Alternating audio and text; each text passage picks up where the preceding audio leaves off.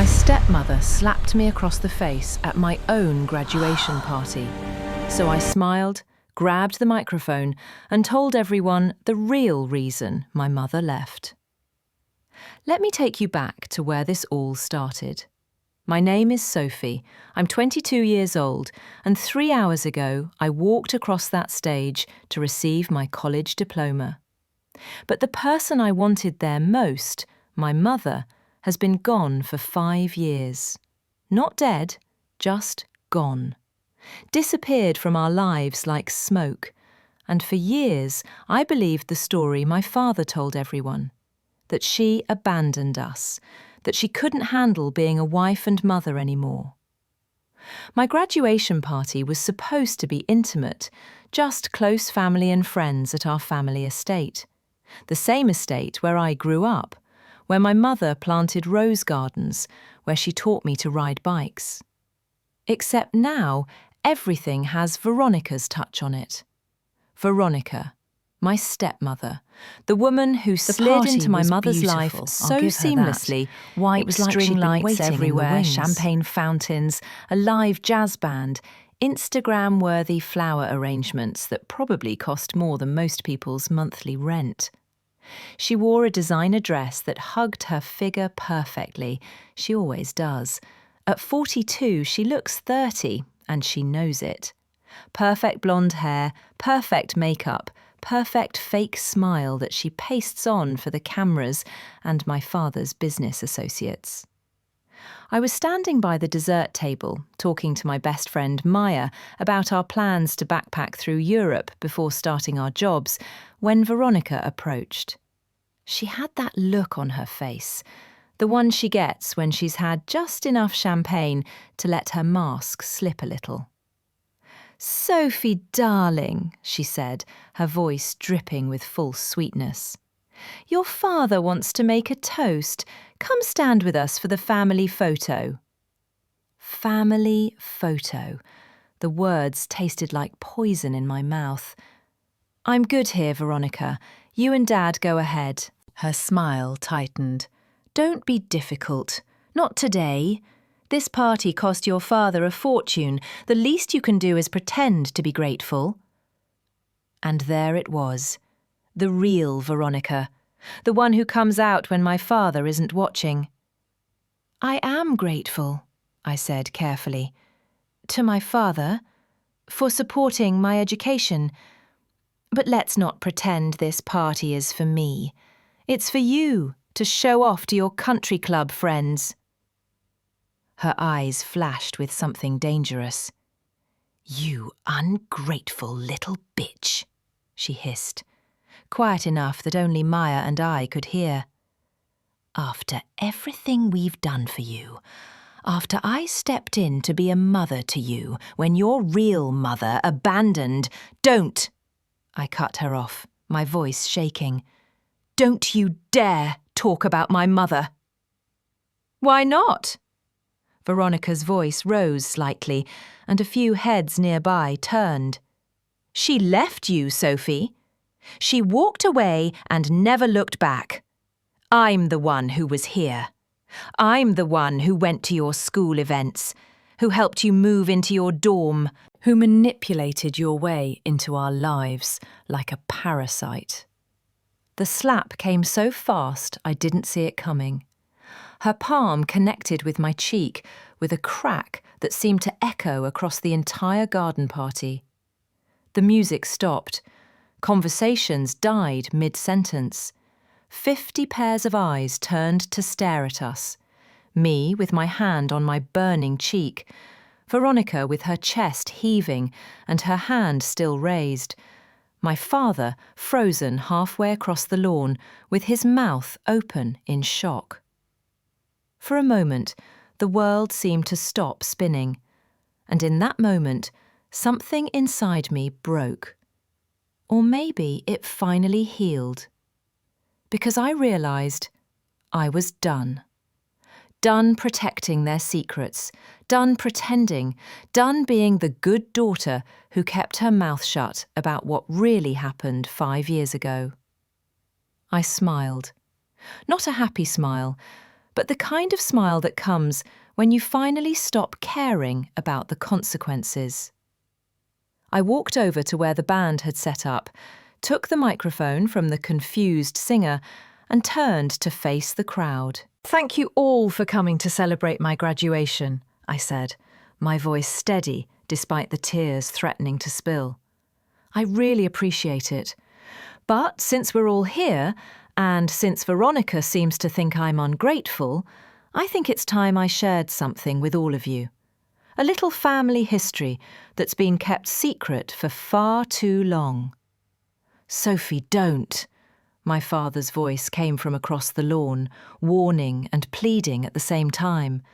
But I was already past the point of stopping. "You all think my dad left my mum for this woman because they fell in love, right? That's the story they told everyone. That my parents grew apart. That sometimes marriages just don't work out. That Veronica came into our lives after and helped pick up the pieces." I paused, looking directly at Veronica, whose face had gone pale. "But what you don't know is that Veronica was my mum's personal assistant, her best friend, the woman my mother trusted more than anyone in the world." The gasps started immediate. I could see phones coming out, people leaning in closer. My father was pushing through the crowd, trying to reach me, but I kept talking, the words flowing out like they'd been dammed up for 5 years and finally found a crack.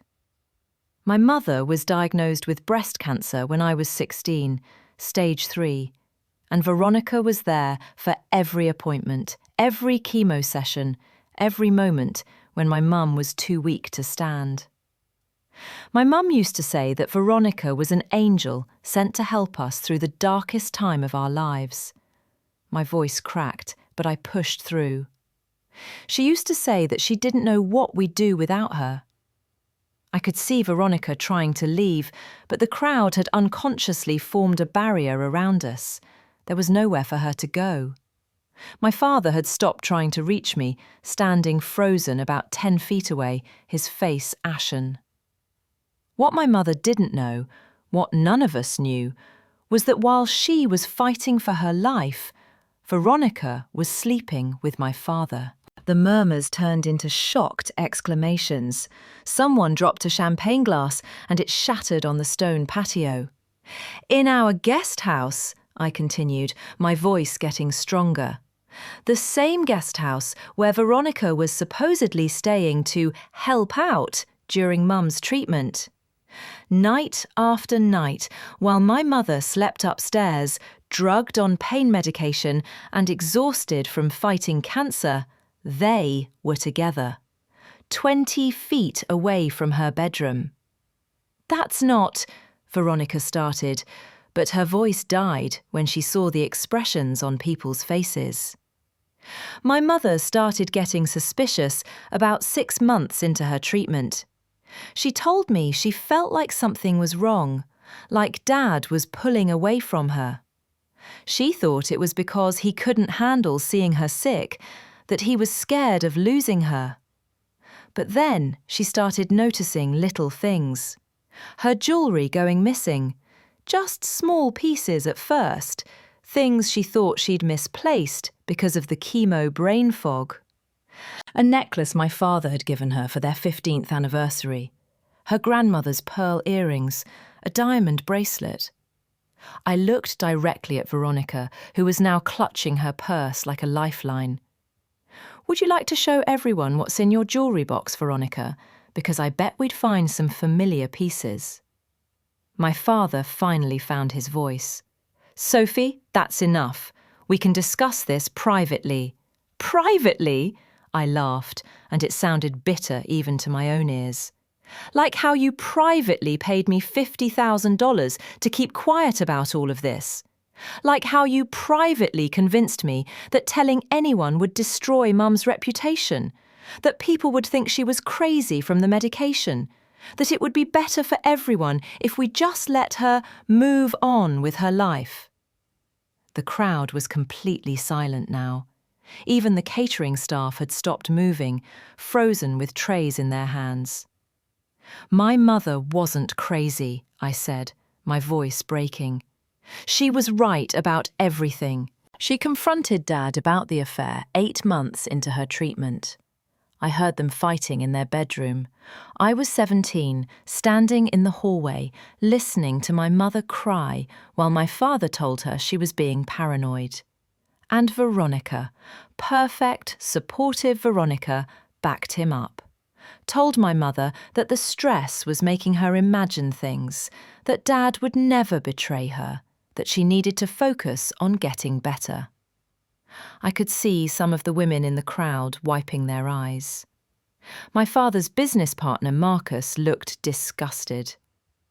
The jewellery wasn't the only thing Veronica stole, I continued. She systematically went through every aspect of my mother's life and took it for herself. She started wearing similar clothes, styled her hair the same way, took over planning the family events my mother used to organise. She even started using my mother's signature perfume, Chanel No. 5. I remember the first time I smelled it on her. I was so confused because I thought my mum had walked into the room. Veronica was crying now, mascara running down her face, but I felt no sympathy. None. My mother filed for divorce 2 months before her treatment ended. Not because she wanted to leave me, she would never leave me, but because my father gave her an ultimatum. He said if she continued to make accusations about him and Veronica, if she continued to be unstable, he would fight for full custody and use her cancer treatment as evidence that she was mentally unfit to be a parent. His lawyer, standing right over there actually, hi Mr. Peterson, drafted paperwork suggesting that the medication had caused permanent psychological damage. I could see Mr. Peterson trying to become invisible. Several people near him stepped away. My mother was terrified. She was weak, she was broke, Dad had control of all the finances.